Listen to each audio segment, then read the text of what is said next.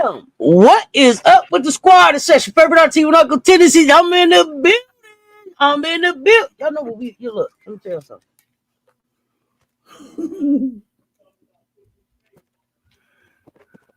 Hey, that paper that started something. Y'all, it's tea time, y'all. The pot is boiling. Was good. Political Lil in the building, coming in the building. Hit the like and the share. They both right there. Let them know we up here talking. The WNBA CBA clock is ticking. Tick tock, tick tock, tick tock, tick tock, like Jeopardy. You hear me?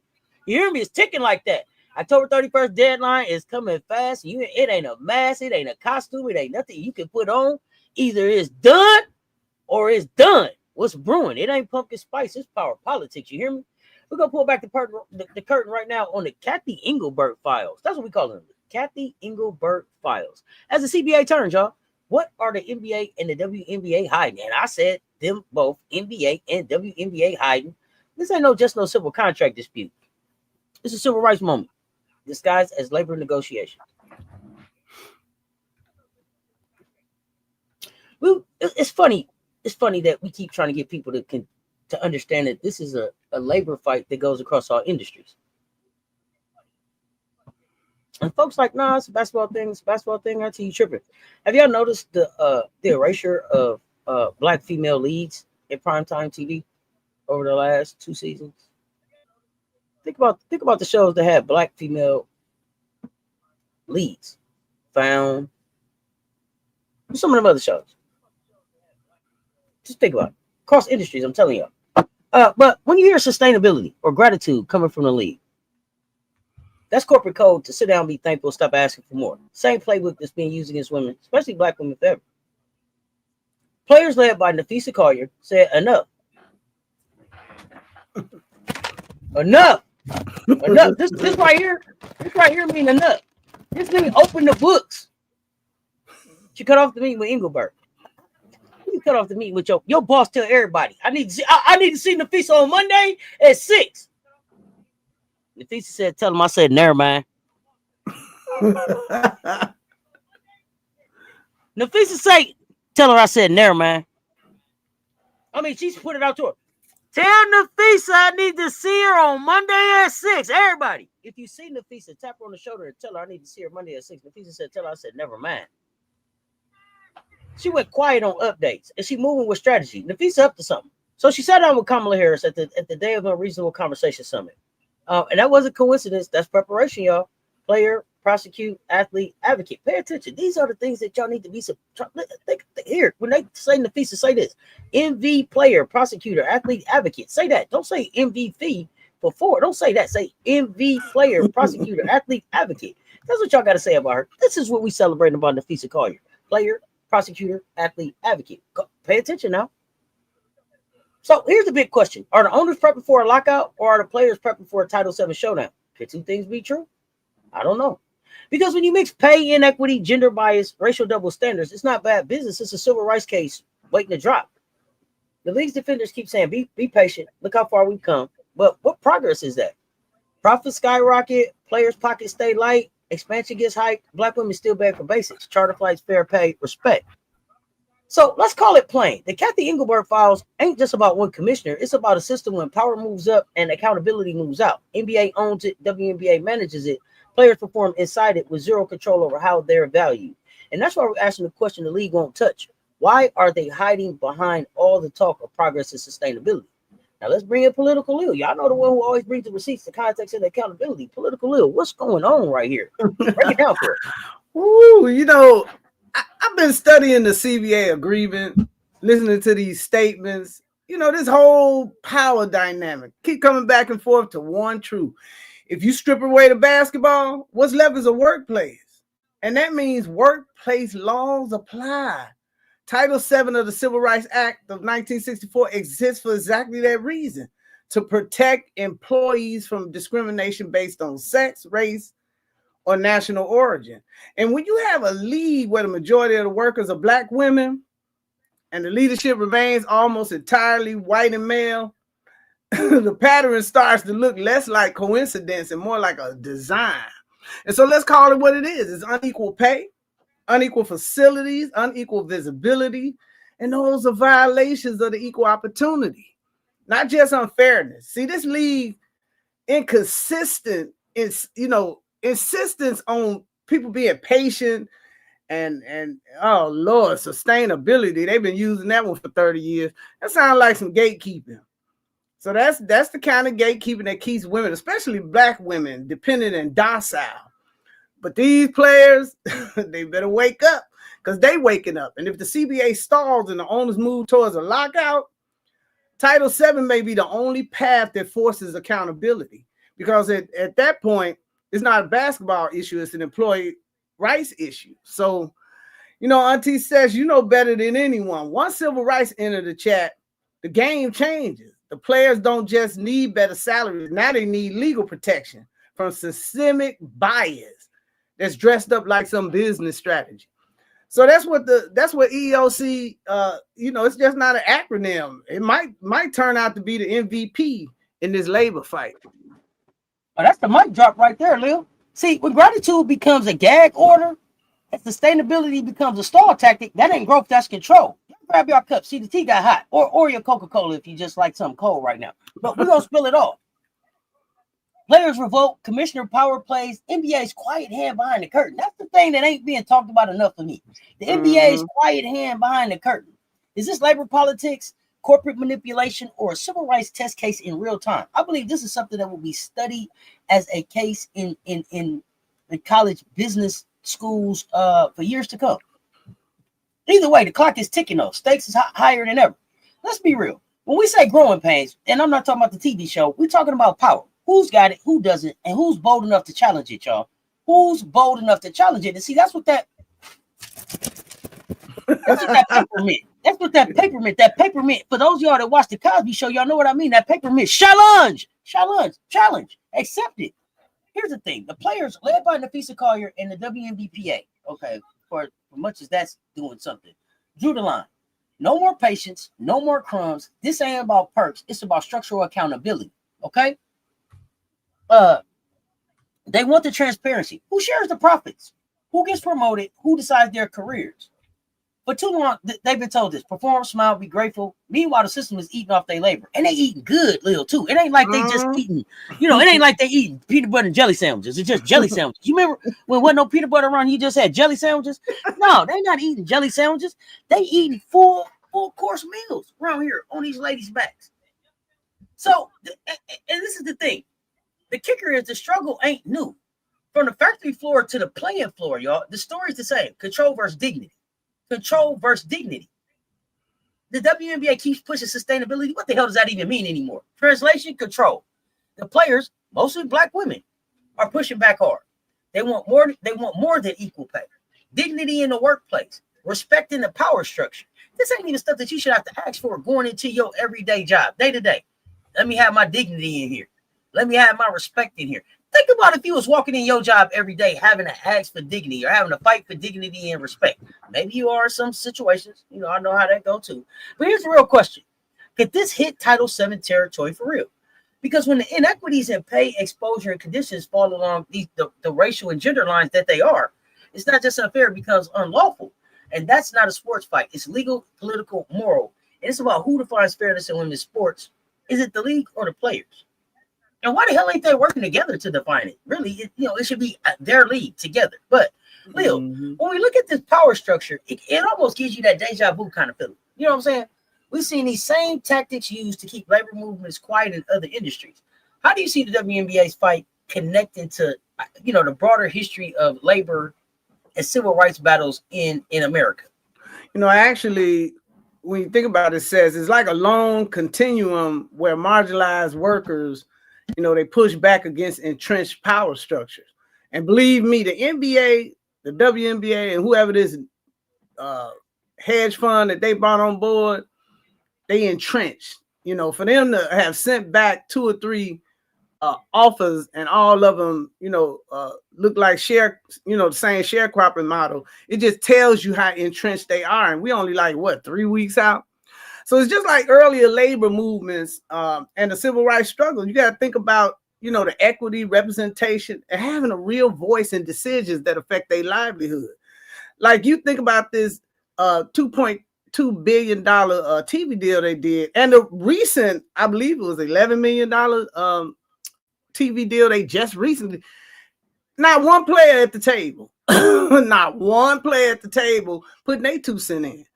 See, Black women athletes, we on the front line. We challenge this systemic barriers that have, that's been historically limiting their powers for decades and their professional autonomy. So this is a real thing. And it's the visibility of it. When you're bringing in somebody who's been at the pinnacle of power, like Kamala Harris, and then you got the Women's Caucus, sending a letter to the WNBA telling them that they better negotiate, in good faith, then this is going to be a heavy struggle. It's going to be a dog fight to the end. And Adam Silver look like he may be the voice of reason, because he don't want his books open. You don't want them books open because no telling what might come out. He like enough now. The books is open over here much as we opening them up now. Now come on now, Cathy. I done told you to keep that down there on the 12th floor. Come up here again on the 15th floor and see if we don't help you out. You'll be out of a job, Cathy. I said keep that down on the 12th floor now. Let it rise up over 13 to see if the NBA don't make a different move. But the league keep using these words: sustainability, growth. They saying these are stall tactics. The players like these stall tactics. Ain't no sustainability, ain't no growth. Y'all ain't even feeding us before games. So cut all that out. From your perspective, Lil, what does control really look like in this context, and who's actually holding it in the WNBA right now? You know what? Control, when you think about it, is really about who set the rules, who gets the revenue, and who decides how resources are allocated. Because right now it's largely the league executive and owners, mostly white male executives. They hold the power, even as the players are the public face, that's driving the growth.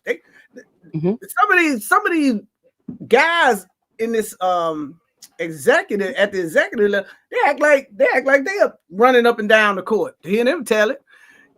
These players are demanding a seat at a table to ensure that the league growth benefits those who actually make it possible, and that's the athletes themselves.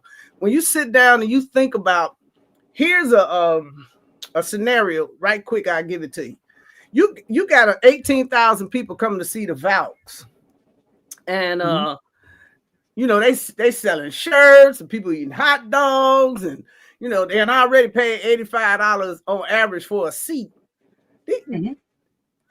Even after they do they splits with the vendors and stuff like that, they still walking out with about $2.3 million for the game.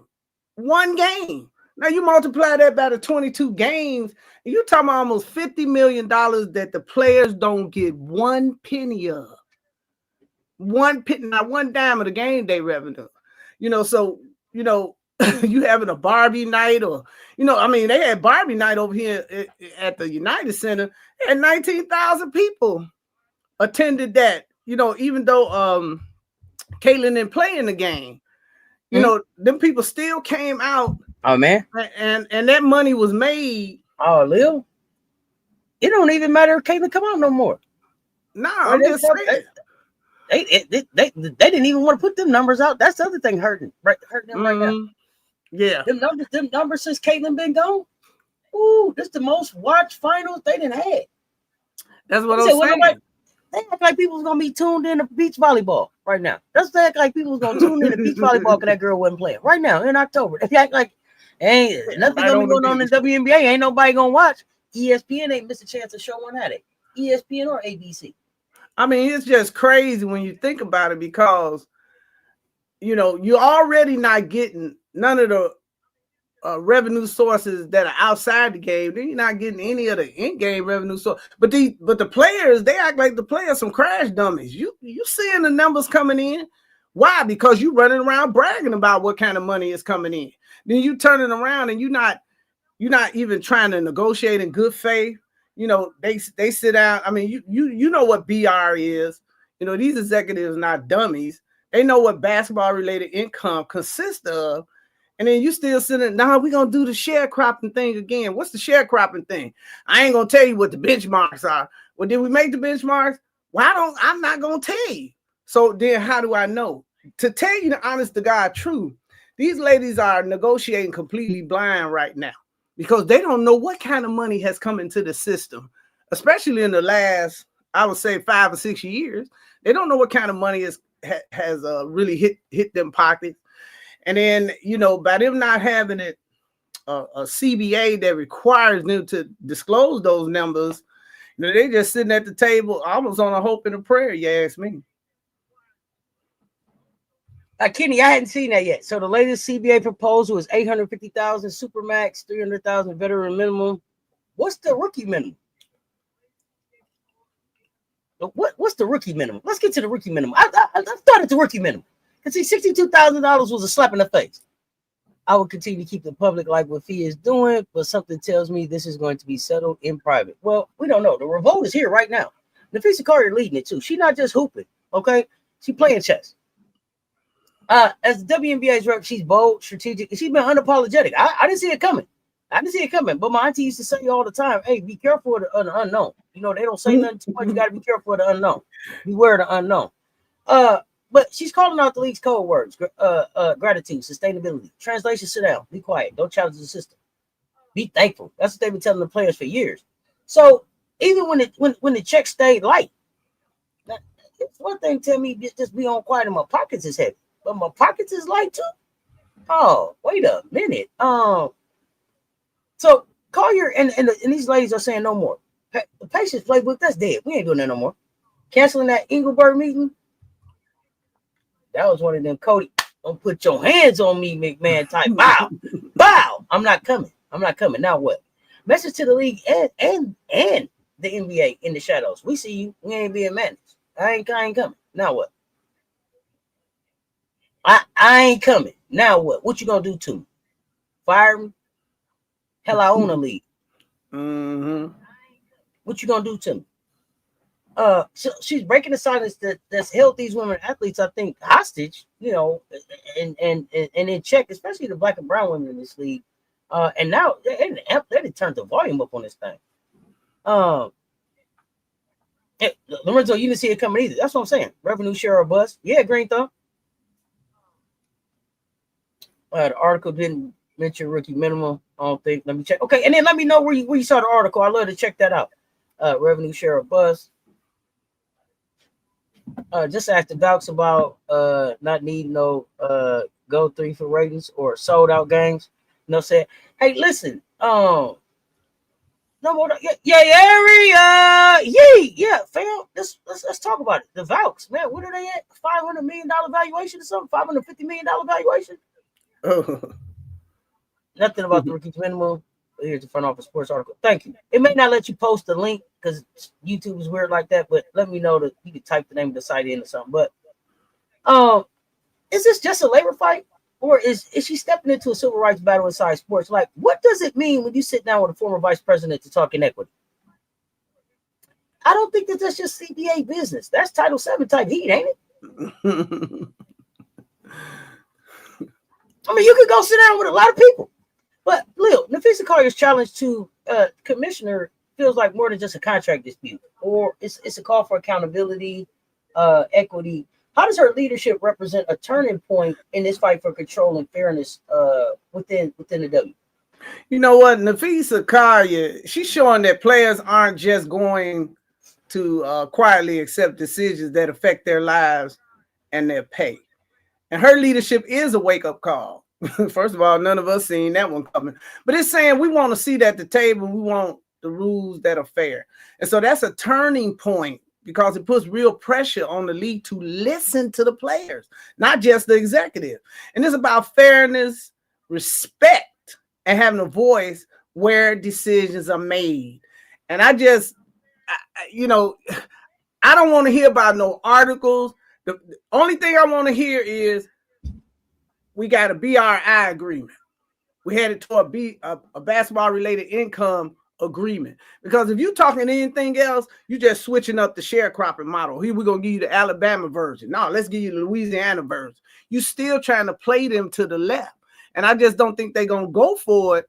And sometimes you all know you don't kill each other over stuff. What you do, you take it to court.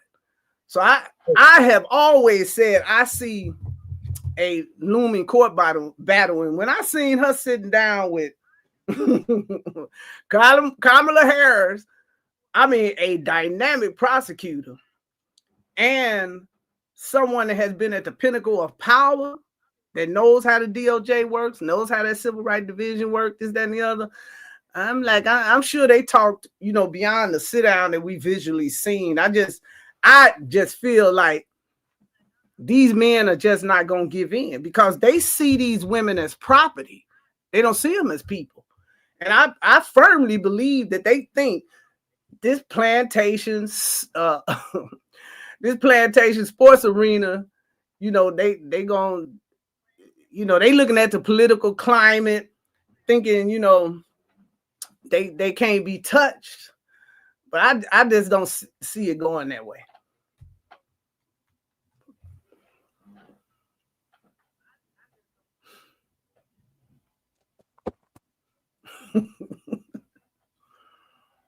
Here's the thing.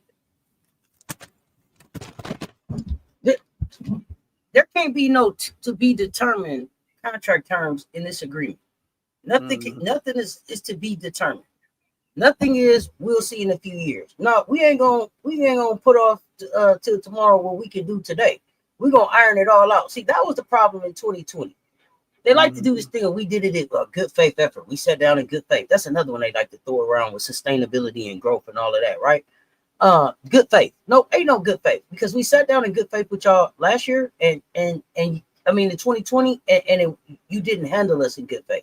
As a matter of fact, it's shown over the 5 years since we sat down with you last that you haven't been operating in good faith with us for 28 years. And so good faith time is up. To be determined time is up. Everything that you want needs to have the I's dotted, the T's crossed, and the signatures on it when you leave the table. It ain't no we'll figure it out. It ain't no when we hit this mark. No, you've been hitting that mark. Give me my money. See what I'm saying? This attitude that they got to come with. This attitude. They got to be willing to sit like that. And they got some pretty headstrong women that I think will be at the table. Napheesa seems well entrenched in what her strategy is for how she's coming. Satu, Satu is just a two-piece anytime she see Cathy on site with it. Bop, bop. Oh, no go three. I got you. No go three. My bad. So I want to make sure the ladies know no TBDs. No TBDs on terms. We did that the last time. 850,000 max? No, I don't think so.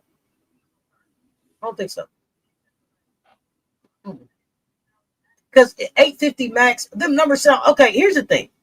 I'm willing to look at those numbers if we're talking about if we don't have a hard salary cap. What are we talking about salary cap? What are we talking about luxury tax? What are we talking about facilities? What are we talking about standards for how you come into the league? What are we talking about care? What are we talking about just having basic wheelchairs and whatever it is, all of these medical things that we need to have, on site. Did y'all see the way they drug that girl out the long way? They drug Satu out the long way. Just feet, just toes dragging on the ground. Did y'all see that? Yeah, that was ridiculous. Down, around, behind the thing, up the terminal. Wait a minute. It was no straight shot to the tunnel. So no, no TBDs is what I want to make sure. But the optics are powerful, Lil, especially when you sit down with a Kamala Harris who, I'm hearing so many things about Kamala Harris right now. I'm hearing Kamala Harris as the next governor of California, taking over for Gavin Newsom. I'm hearing a lot of different moves for Kamala. A WNBA fight, putting her back on the floor, putting her litigator hat back on is interesting to watch. But a black woman player standing up to a corporate institution tied to NBA money and politics, right? From your lens, how does race and gender shape the way Collier's message is being received by the media in the league? Well, the race and gender part of it, that's playing a huge role here. Black women speaking up in a space dominated by mostly white men, challenging old power norms. The media and the league may downplay her message, question her motives, because I've heard little things. Oh, she just doing this just for unrivaled, or they even may frame it differently than if it was a man or a white player that did the same thing. But people need to understand that her courage isn't just about labor. It's about breaking through bias and demanding to be taken seriously and put on equal footing. A seat at the table is a seat at the table. The representation should be there. I don't need Cathy running out making deals and coming back and telling me about it. I need to have somebody in there on the ear in case she forgot something. Could have got me 2.2 billion every year instead of 2.2 billion, and you out here, rocking your muscles like you done did something. They could have possibly gotten $2.2 billion per year. They would have put their salaries into the $1 million range. We don't even know what went on.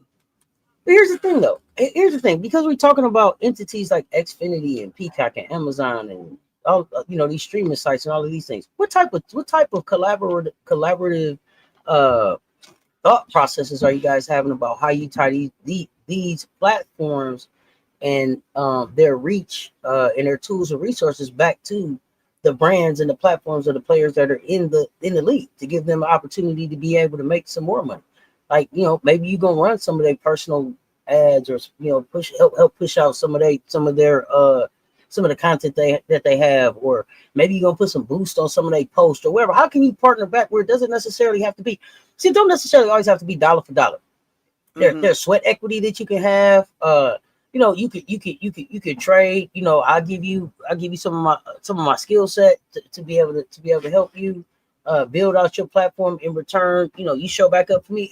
One hand wash the other. A lot of things that a lot of creative ways that we can partner and work together, especially in today's day and age with all of the resources and stuff that we have that they just don't even think about. It's always dollar for dollar and silly stuff. But I want to pull back the curtain a little bit, because when you trace the money and the power, it don't stop at the W.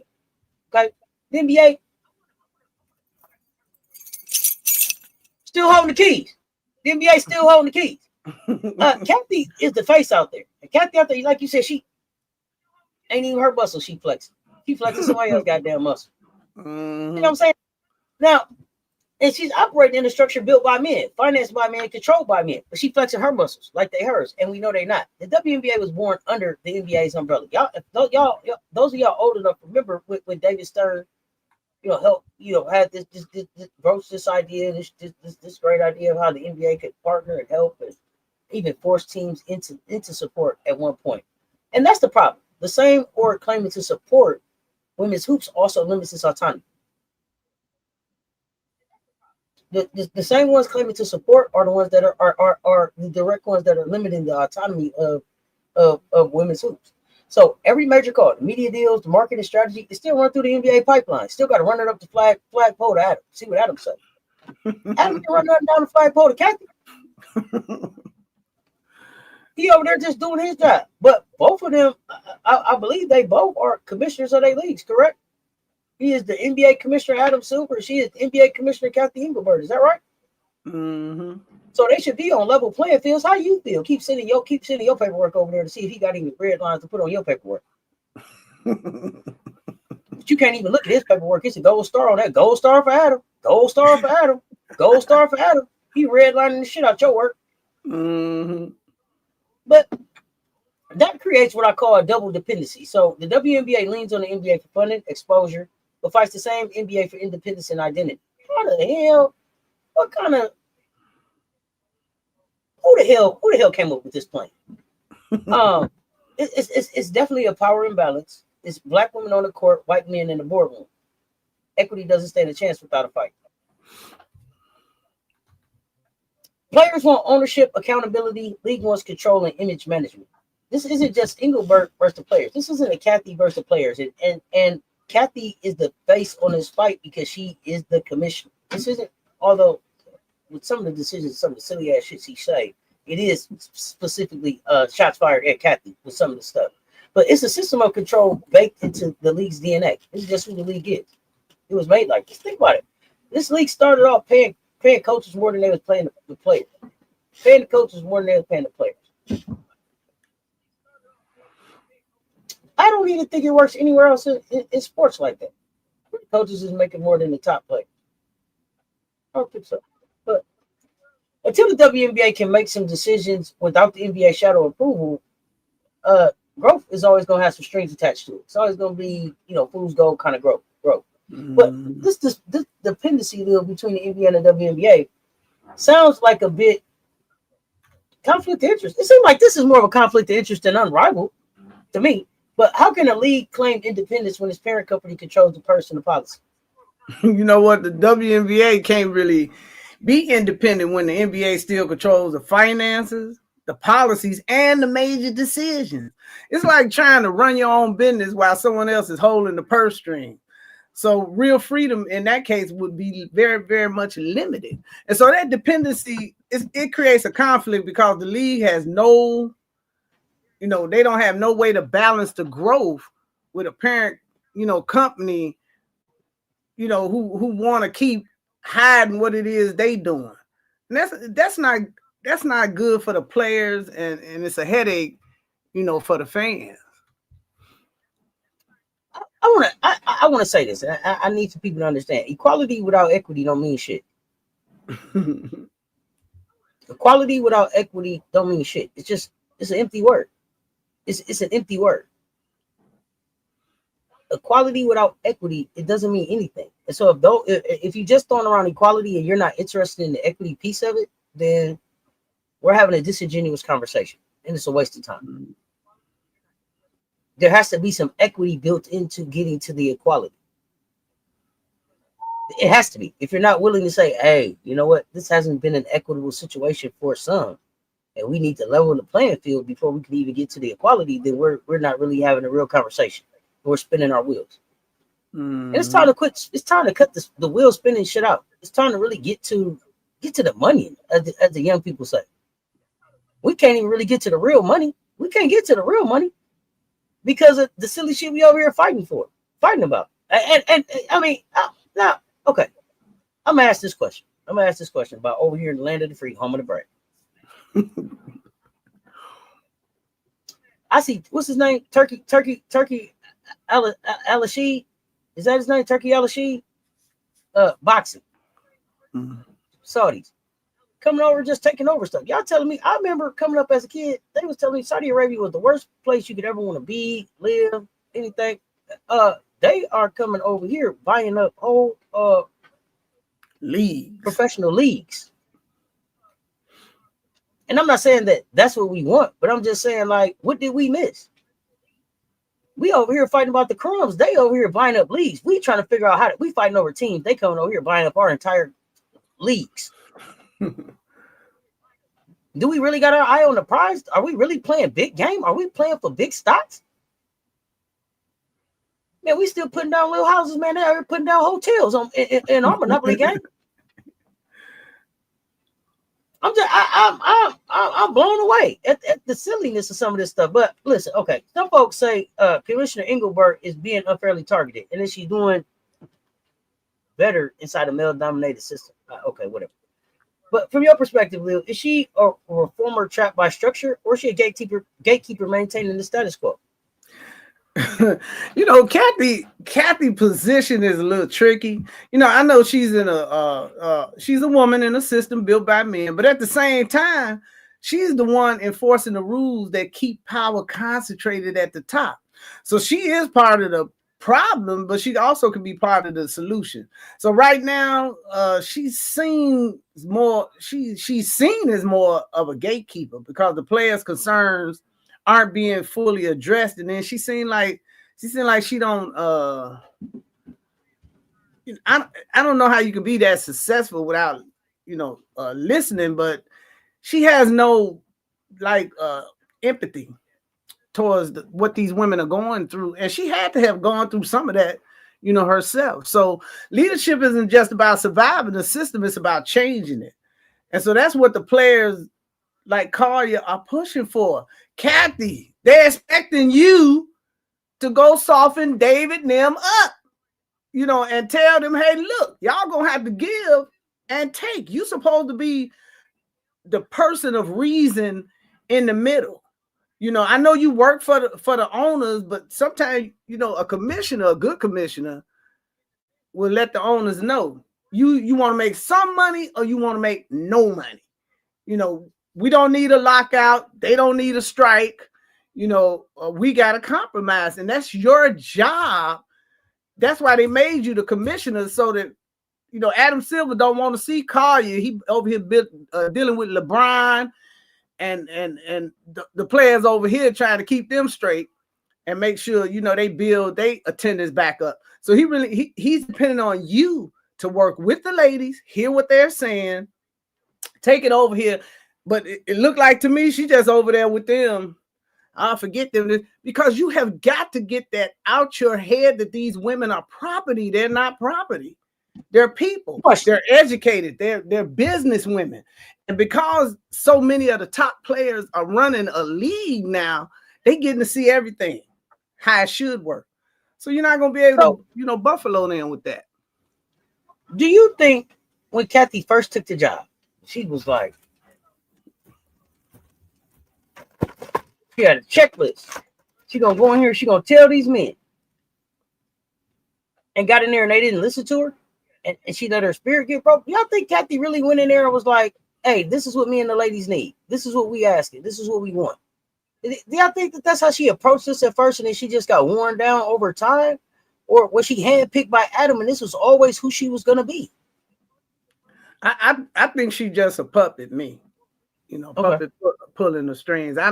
She doesn't come based on some of the things she said, like that ridiculous racial comment she made, concerning Angel and Clark, with that, well, it's selling tickets, this, that, and the other. When somebody approached her about racism, just the way I've seen her in public indicates to me that she just a what they call them type of people, just a yes. I don't want to call her a man, because she a yes woman. That's the way she seems to me. But it's fascinating to me then, the way that she's able to compartmentalize. So you don't see value in these women? Do you see value in yourself? Or how do you see value in yourself but not in these women? Or how do you, what is the check and balance that you have with yourself that makes that okay with, for you when you look in the mirror? Right? Like, what is that? What the hell? What the hell? You know what I'm saying? What? How does that work out for you? You don't see value in these women. Do you demand your own value? I'm blown away. But let's drop it down from the boardroom to the locker room, because the real story is the players in their day-to-day grind. So the WNBA sells empowerment, but working conditions, whole different picture. Some teams got state-of-the-art, beautiful practice facilities, private trainers, full medical staff, full resources. Others renting out college gyms, sharing weights, cutting corners on meals. That's inequality with a brand logo slapped on top. And the part that cuts deep is that a lot of those players are Black women. So the gap isn't just economic, it becomes racial. Structural neglect in plain sight. And the message is loud. Some deserve investment, others should be grateful to play. But if we being real about it, professional athletes are not second-class workers. I mean, nobody should be a second-class worker, but I'm saying they're not second-class workers. So charter flights, medical care, consistent facilities, those aren't perks. Those are cost of doing business. That's reinvesting in your product. That's keeping your resources tight. The money is there. The visibility is up. Fans is locked in. The accountability is what's missing. So if the league can't guarantee equal conditions across 13 teams, don't call it progress. Don't call it leadership.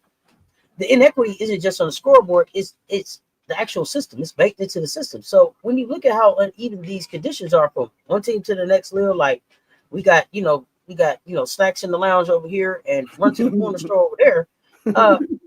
What does that tell us about the league's real priorities and who's being left behind in the name of sustainability? When some teams have, better resources, and support while the others struggle, it shows that the league is more focused on protecting money and appearances than treating players fairly. It actually creates a caste system. The WNBA has a caste system within its own league. So the sustainability, that's just a cover for keeping control and protecting them profits. So you leaving these players, especially many black women, to deal with the short end of the stick. And so it is absolutely unconscionable that you don't have a workplace standard across your league. I mean, the bottom line is, I hear Chicago Sky, some people, well, they're a poor franchise, and then you shouldn't be in the business. Because the bottom line is, it's the WNBA's responsibility to say these are going to be the standard for practice facility. And if you ain't got the money, we're going to see you later. Or you get out there and you raise the money and we'll give you, at least a minimum standard. Say, I think LA is building like $100 million facility. Right. And Dallas just opened them a facility. Then you got to go to Chicago and say, look, the minimum standard is, say, $40,000, $50,000 private practice facility. You got to pay a staff. You got to have trainers. You need weight rooms and stuff like that. All 156 of these players deserve an equal opportunity to maximize their talent and to be able to play. So when you let that get away, you just like, y'all got that entry fee, and then you don't care about the players, and then you getting exposed, out here, with substandard conditions for some workers. That's a Title VII violation.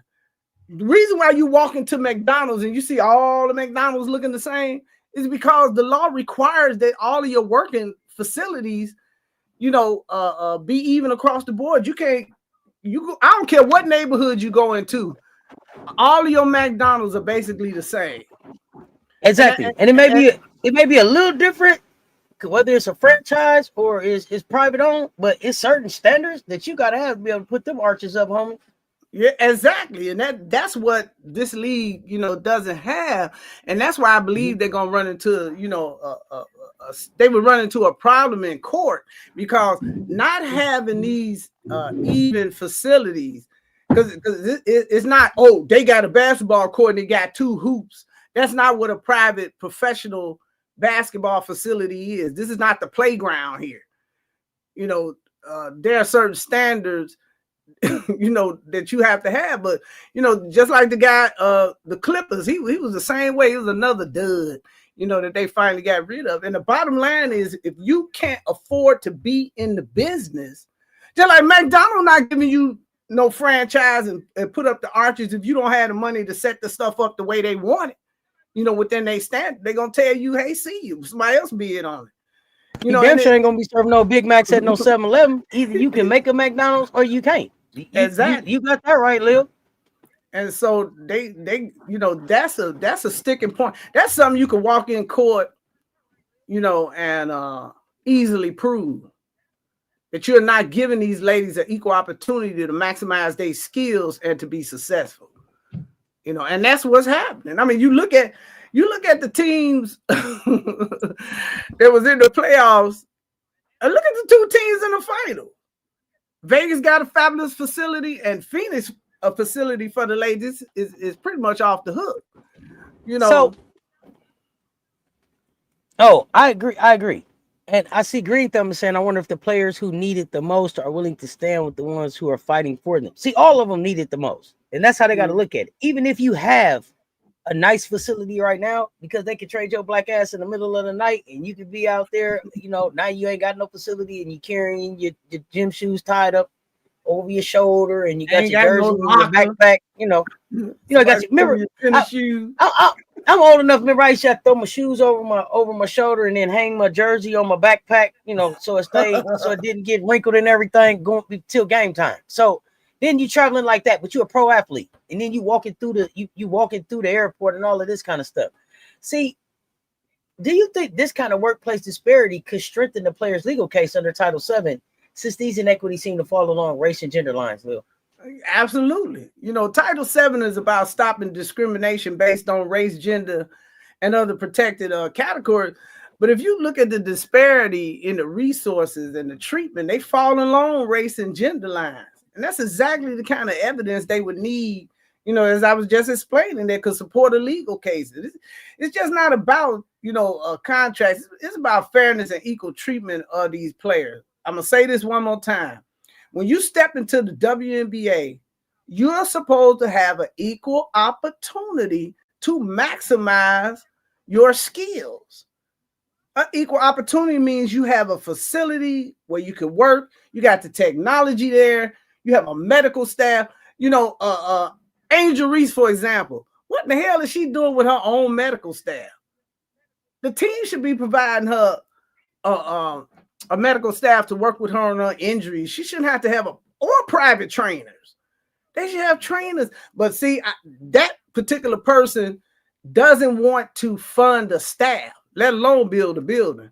You don't want to, because once I build the building, then I got to pay the people, to run the building. You got this kind of miser activity going on with an athlete of that magnitude. That's a disservice to her and every woman that plays on that team. And so, gotta go Skylight. Jordan got free clinics around here. I better try to hit them free clinics, man. They ain't giving out nothing. Nothing. But they study using your name, image, and likeness to sell tickets. That's exploitation. That's exploitation. And then they selling your jersey, image, likeness, voice, everything at the little store downstairs, and you're not getting $1 off the sales that's going on. You get nothing off the game. No, not only that, Lil. This is the cold part. The people run down there and spend all that money on them jerseys, and then stand out there and you got to sign your name on that thing. Yeah. How many of the things you sign every night and you ain't getting a dime off of it? Not one dime. Not one. But they ain't missing a paycheck. Sign them things now. You got to sign them things. See, let's talk about one of the biggest battlegrounds in this fight. The media. Because in today's world, whoever controls the story controls the profit. WNBA loves to sell empowerment, but look at who gets that spotlight. White players get branded as the face of growth. Black players, the backbone of the game, they get painted controversial, ungrateful. It's not random. It's agenda setting. Reward compliance, punish authenticity, control perception. And the fallout, it hits everything. Income, sponsorships, influence. When Angel Reese or Asia Wilson speaks out, headlines frame their tone. When a white player complains, she's passionate, she's competitive, fiery. Way to stand up, take one for the team. That bias divides fans, and it divides the labor force. See, old playbook, new media clothes, divide and control. Keep the league looking progressive while holding the same racial hierarchy since day one. The real question is this: if visibility is currency, who's cashing the checks? If visibility is currency, then who is cashing the checks? Because until Black women athletes get equal recognition, empowerment, that's just a slogan. Media control equals power control. And narrative justice is just as critical as equal pay. So the idea of selective promotion feels like modern day gatekeeping. How do you see media bias reinforcing the same power imbalance the players are fighting in the boardroom, Lil? Media bias, that decides, that decides who gets the attention, who gets ignored.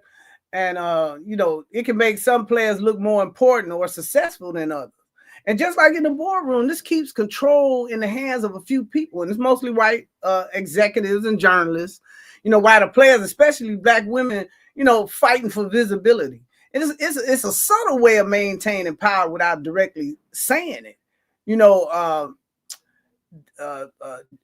GM for Chicago, having just not only the nerve and the gall to run to the media after somebody looking upside his head about his raggedy roster construction, and then putting that off on a Black woman, but not saying nothing about the 2-6 record your so-called superstar champion is out there producing. All that time, that it was never pointed at Vandersloot about how she was running the offense. Everything was piled on to Angel Reese and even Camila Cardosa, talking about what they need to do better. It was a whole lot of people on that team, especially those some of those white players that came in here under this hero umbrella, savior umbrella, didn't produce nothing, but it wasn't no hit pieces done on them. You know, it's that kind of gatekeeping, bias, and degradation of these women, you know, that's gonna be you know, just fodder when it comes to that court fight.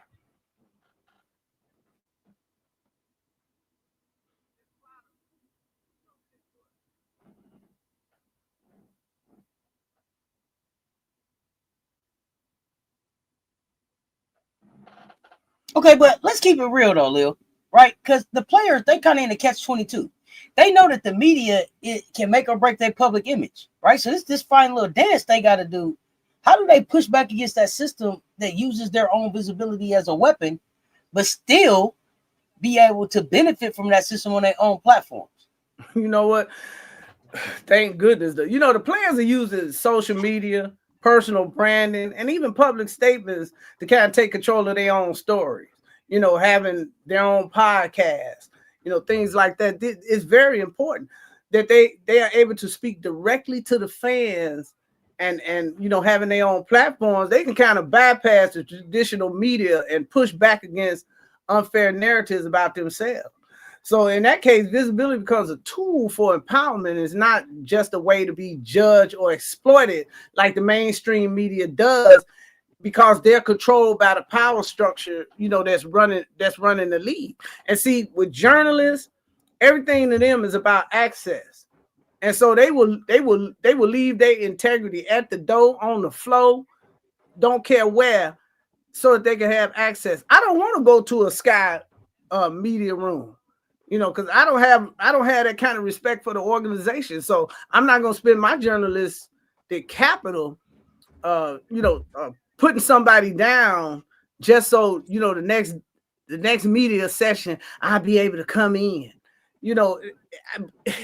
And it's really just the way the media, you know, is set up that makes it bad in that way. But we got to do something about these outright lies and attacks on these players, you know, that's hurting them, the spreading of, you know, to the point where they're getting threats and stuff like that. That, you know, these media that the narrative is pushing, they really defaming these players, you know, in actuality. And I believe that's something that you know, I believe when they do a Title VII battle, they need to be in there too. ESPN need to be on the charge line as well, because it's just ridiculous the way they set, you know, targeting some players and not addressing anything others do. Mm-hmm. So, and y'all, I got two questions out there for y'all right now. When you see how differently players are covered in the media, do you think that bias is shaping how fans value them? Let me know that. Let us know that in the chat. And then also, is the media, do y'all think the media is just reporting the story, or are they writing to protect the league's image? Because see, I think that's when we get to the heart of it. The labor fight has crossed into this civil rights territory. What started as a push for like fair pay, better conditions, is now about justice under the law. So, like Lil been said, Title VII of the Civil Rights Act, it says no discrimination in the workplace. Look around the W, pay gaps, media bias, uneven facilities. When Black women athletes are paid less, promoted less, marketed less, that's not just unfair. That's the systemic discrimination coming in, period. That's it. And if y'all notice, me and Lil was talking about this at first. Now our conversation and even a regurgitation of what it is we said is being amplified on several channels, on social media platforms by other groups now. So we was in the ballpark all the time. We was in the ballpark all the time, trying to shine a light on this, and now other people are starting to look at it too. So the momentum is building here as this fight gets ready to shift. And I think it's finally moved beyond the basketball court, because we got the Congressional Women's Caucus stepped in, calling for fair bargaining. Napheesa Collier met with Kamala Harris, former VP, and again, strategy, locker rooms to lawmakers. That's how the change starts to begin. So they done with the gratitude speeches, demanding the rights, the protection, the accountability. So when this showdown escalates, because I can't even say if at this point when it escalates, this has to escalate from where it's at now, because I don't think it's no deal coming in 21 days. But we'll keep watching. I'll be shocked. I'll be shocked if there's a deal done October 31st. I think it's in. I I think it's in the WNBA's best interest to have one done by October 31st. But I don't think a deal gets done. But I don't know how far off they are with that max number, the $850,000 max. But, that sounds good. But then again, like I said, salary cap, expanded rosters, facilities, locked in charter flights, pregame meals, no out-of-pocket expense to any of these players, not even no we'll reimburse you. No, cut the per diem check. The money is in there. Cut if you get all the TV money y'all got, don't reimburse me nothing. Cut the per diem check. But when this showdown escalates, it's not going to just shape the WNBA. It's going to reset equity standards across women's sports and across I think women professionals, period. I think it's going to reset equity standards amongst women professionals, period. And the league know the stakes, and they know that other industries are watching, and they're getting calls from other big dogs from other industries. Now, y'all better not lose this fight. We watching y'all over there. What y'all doing? All of that stuff. Everybody's watching. So we've seen Title IX used to challenge discrimination in boardrooms and classrooms. But what would it look like if WNBA players use it to hold their league accountable, Lil? Let us know. You know what? If they use the Title VII, that's going to put the league under a microscope for discrimination based on race and gender. And so it would mean examining why these pay gaps exist. Why do you have uneven working conditions? Why don't you have fair media opportunities? And so it would demand that everyone is treated fairly. See, it's basically turning to the law into a tool to make the league play by the same rules as everyone else has to follow in these workplace situations. And see, here's the thing: a lot of people, once you have established a pattern, and Lord knows they have a pattern, and then you don't really want the government to be fighting on the side of the players because they have unlimited resources. You don't have unlimited resources, and then they have the IRS. They can take a peek. You can't be quite lying. You lie, you wind up with doing some Martha Stewart time. This, that, the other. So, and it would do what everyone kind of is calling for. It would really open the books because that would all come out in discovery. So because you had this time period that already passed you and already sent your IRS statements in, you can't lie about your books, or different things like that. But that's the problem with leadership across this nation's landscape in the workforce. Nobody wants to be accountable. I mean, all you see in the WNBA is people just ducking and dodging accountability like it's some kind of disease. And so I don't think they want that, but I don't see the players getting to BRI without it because WNBA own 42%, the NBA own 42%, and then you got the hedge fund that owns 16%. And they would all three entities would have to give up half of what they own in order to give the ladies something near 50%. And I just can't see, it's too much greed involved, and too many egos involved. So sometimes you have to take it to court so the law make you, and they might do arbitration. I don't know, it might be recommended they do arbitration, but once the law say you're gonna give up 22%, you WNBA, you NBA. And little hedge fund, man, I know you already got your money because I'm sure they clocked you out on the last 200 million that came in. But anyway, you're gonna have to give up your 8% in order for these ladies to get the 50% they looking for. It's really a bad situation, simply because of the way the league was established, under the umbrella. Go make it a tough fight. But I think with what I've seen happen with, the way things are folding out, when they first, got, the political support of the caucus, and then you talking to, a well-seasoned, prosecutor. I just think the next move, I think they're going to have a lockout that's when the owners, tell you can't come to the facility. Not that you want to, because you're going to unrival anyway. But anyway, I think they will do a lockout, and then I think the counter move will be for them to go for the Title VII, and they got plenty of time to, duke it out before the next season starts.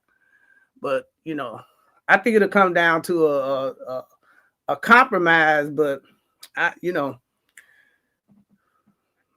need you don't need people holding up your money like that. I mean, it ain't. I give you 800,000. No, you still doing that sharecropping stuff. I don't need you to give me nothing. Give me the 50. The Cash 50%. Me out. Right. Give me the 50%, and I'll, we'll figure it out. My own money. Yeah, don't count my coin. Right. Don't count my coin. Spurs and said wanted to stop by and show some support. What's up, Political Ill? Salute, Political Ill. Thank you, Spurs, and for stopping through. Cassie 72. Do you think the NBA commissioner will get rid of Cathy? We hope that the NBA commissioner will get out our business. The NBA commissioner shouldn't be able to walk in and get rid of Cathy. That should be between Cathy and the owners. So I hope Adam get out our business. But I think Cathy's on the way out anyway. And Adam, don't pick another one. When Cathy leaves, you can leave too. I wish they would rename this thing to women's basketball. Call it something else. BBL, hoops. I don't give a damn. Call it something else. Just don't have anything to do with national basketball. Nothing. And then they like, we're going to call it the NBA and the WNBA. No, don't. We don't want to be, stop it. We straight. We good over here. It's a tougher situation for the players that are on the bottom end of the revenue tier. For reasons like their voices are heard, like the top tier players, they don't have the same resources either. And so that's why it becomes a real sisterhood. And then how much are you really taking care of your players? Just like when we get together and go cry together and pray together and pop champagne together, when we say, hey, we get ready to get into this fight together, that means that, hey, look, I'm big dog around here now. We got a little union money put together, and then I got a little something set to the side to make sure that everybody's okay through this thing because I'm the leader and I'm big dog around here. And the last time they were in this situation in 2020, they had that conversation amongst each other where the players, the more well-off players was like, hey, we're gonna be cool through this thing. I just set aside a little slush fund over here, it's getting a little interest on it, and we'll get it together. What's everybody's bills? What does that look like? We may be, we may gotta wear some braids, ladies. Let's get braids. Let's get braids during the off season and not bust downs. Okay, let's get something that's gonna last. Get braided up. Let's keep that 3 months or something. We plan it strategic. You know how the ladies do. You know how the ladies do. Kamala is ready to lock a person up. I don't know if she's ready to lock a person up. Devil's advocate, let me give you an example. What if you are a lower level player that is right on the cusp of 6-person being protected in an expansion draft? At the end of the day, there are only 156 of us. So whether you're on an expansion draft or someplace else, you are my sister in this fight. If you hungry, I'm hungry. And if that's not the way that these 156 or less, however many of them it is, are not approaching it, then they're going to lose anyway. So just like they was able to get the shirts out and everything to each other, they need to be able to make sure that everybody's eating. Everybody, kids is getting to school, and we got the gas money and the lights is on, and those kind of conversations have to take place, amongst each other as much as they can in the off season. Not saying you won't get on the team if not picked up, but it can give anxiety to said player versus other players to get paid more and are more established, more useful to the team. Absolutely. Well, let's get through this, and then we see where we go after that. But you're still my sister in this fight, and so until otherwise, you're my teammate until you're not. Do the Lakers owners also own the Sparks? Something like that, I think. Yeah, they do, and I think they're gonna put $100 million into a facility for those girls, for the Sparks. I don't know what the hell took them so long. I ain't giving them no gold star either. Y'all been had championships down there. What the fuck y'all waiting on? Get a facility now? Oh, we gonna put $100 million in the facility now. Well, they just changed ownerships. You know, the guy that bought the Lakers, you know, is the one that's you know, putting that together for the Sparks as well. But I'll say this. I think that if Jerry Buss was still around, if Mr. Buss was still around, I think that the Sparks organization would look different and would have had different kind of support around it. Mm-hmm. Yeah, I'm happy that he is talking with big people who can help her.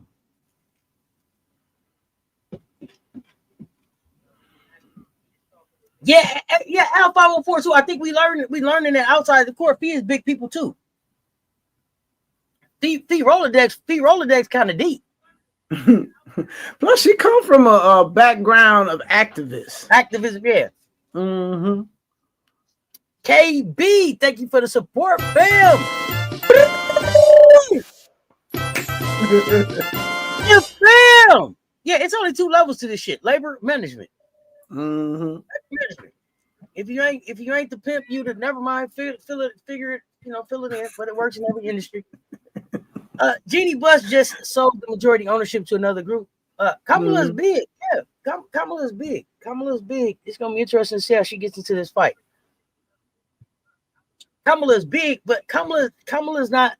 Here's the thing that I'm gonna say this. Y'all take it how y'all want to take it. You know me, I say what I want to say. Kamala is big, but Kamala Harris becoming a vice president was the biggest reminder of how they can erase a black woman. For me. Kamala Harris was the most unseen vice president I've ever had in my lifetime. Period. I was looking up going, where Kamala at? What she doing? For real. What Kamala doing? I only seen Kamala a couple times while she was the vice president. And 2 times I think she was with Dawn Staley. So I'm just saying. I'm just saying, like, you know, on a lot of fronts, I'm sure that Kamala, you know, can relate. It's just her legal knowledge, and the fact that she knows how these systems can interact with the law is what's up. They treated Kamala like she was just a speaker or something. Like it was like, where's the vice president at? She ain't out here usually. She ain't vice president. Huh? All right, well, okay, next time. Maybe better as a consultant to the players rather than being directly involved with the negotiations in the CBA. I don't think that you want her to be she's not involved with that. As much as I want her to be the litigator if I take it to court. Mm-hmm.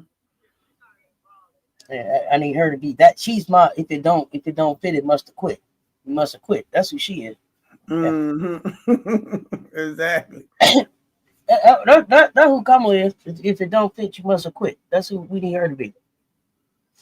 Like, she was the most unseen vice president, though. I don't even know if that, I don't even know how many official vice president pictures she got and everything. It was really weird. It was very weird.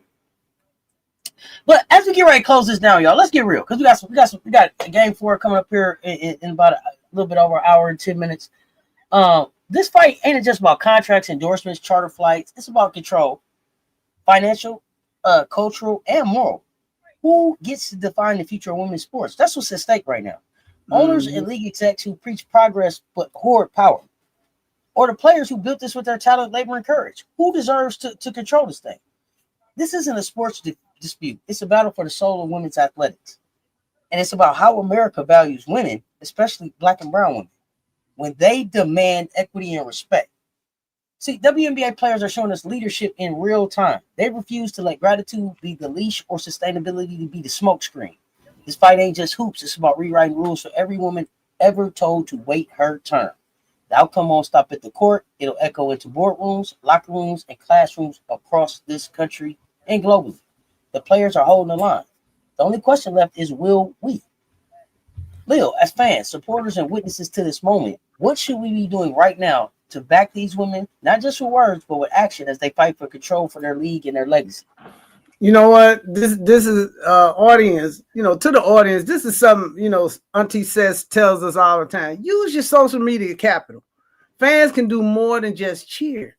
They can take real action. You can join advocacy groups like Respect Her Game. And each time you talk about these women, use the hashtag Respect Her Game. Become a PoliSports Nation advocate.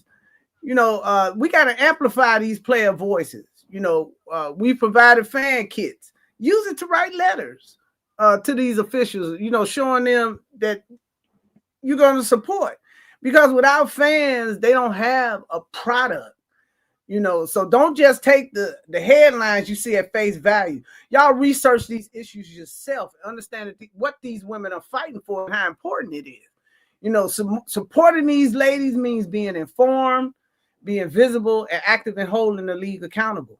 And so finally, y'all keep on coming to PoliSports Tea Time and getting that knowledge. You need to support these athletes because we here to provide political education through sports. I know that's right.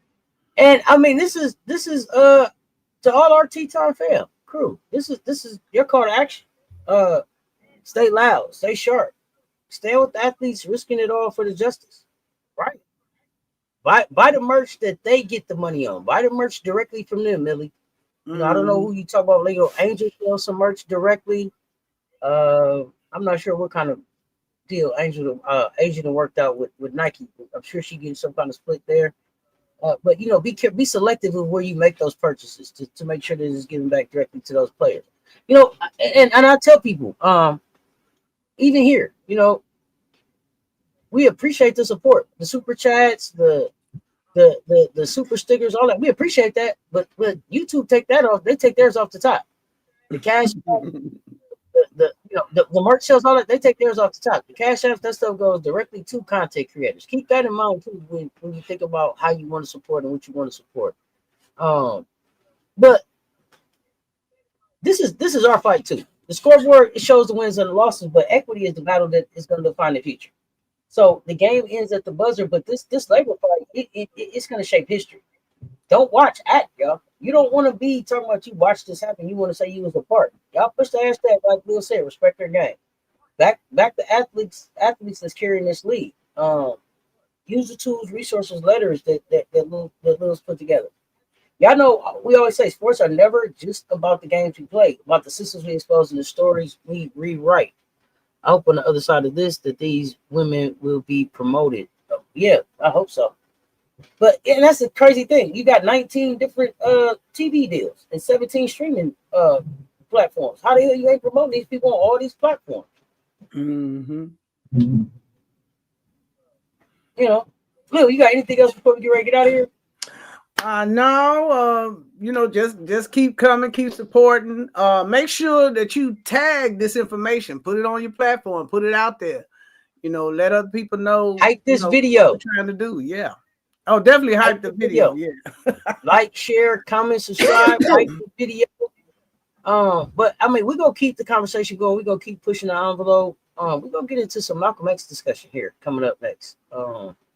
So be on the lookout for that and how Malcolm fits into PoliSports. Be on the lookout for that. But we're gonna get out of here. We got hoops in about hour and 5 minutes. I'm back in about 35 minutes with a short pregame. But until then, I'm in the mansion and kind of hanging out. But this, what it is. It's such favorite Auntie Wit Uncle Tendencies, alongside political Lil, PoliSports Tea Time. It stay boiling, y'all. We ain't done spilling. Y'all stay tuned. Talk soon. We are out.